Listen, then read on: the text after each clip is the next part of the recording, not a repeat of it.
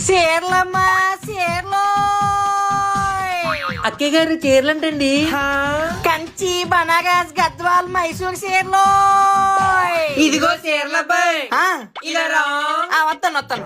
చెప్పండి అమ్మా. దా మోటిప్పు. పర్లేదా? ఇద్దరు చూసి తట్టుకోగలరా? హే, ఆ మూట కాదు ఈ మూట.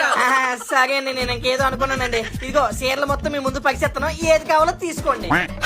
ఇప్పు ఇప్పు. ఇప్పుతాను ఉండండి. బాగా ఆతృతగా మీకు. ఆ బనారస్ చీర తీయు. ఇదిగో అమ్మా బనారస్ చీర 1500, బేగం లేదు. 1500. మా రేంజ్ తగ్గట్టు చీరలు తీయు. అమ్మగారికి మొహం చూసినప్పుడు అర్థమైంది ఏం చేద్దాం. ఇదిగో అమ్మా గద్వాల్ చీర 3000. 3000 ఏంటయ్యా? మా ముఖాలు చూస్తున్నావా సరిగ్గా? Range range. అర్థమైందమ్మా మీకు ఏం చేద్దాం. అమ్మో ఇదిగోటమ్మా కంచి చీర 5000. అబ్బా ఈ చీర సూపరే బాబు. చెప్పండి అమ్మా. 150 చీరలు లేవా?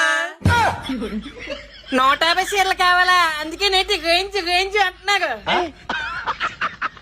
150 చీరలు లేవమ్మా. అయితే ఈ కంచి చీర 150కి రాదా? ఎలాగెలగా ఈ కంచి చీర 150కి ఇవ్వాలా? ఈ 5000 చీర మీకు 150కి ఇస్తే ఇదో నేను గోసు కట్టుకుని తోయగల. ఎల్లవమ్మ పొద్దున్న మంచి బేగం దొరికింది. మీలాంటి వాళ్ళకి చీరలు అమ్మితే నేను అడుగు తినాలా? హే పోరా, నీ దగ్గర కాకపోతే వేరే వాళ్ళ దగ్గర కొనుక్కుంటాం.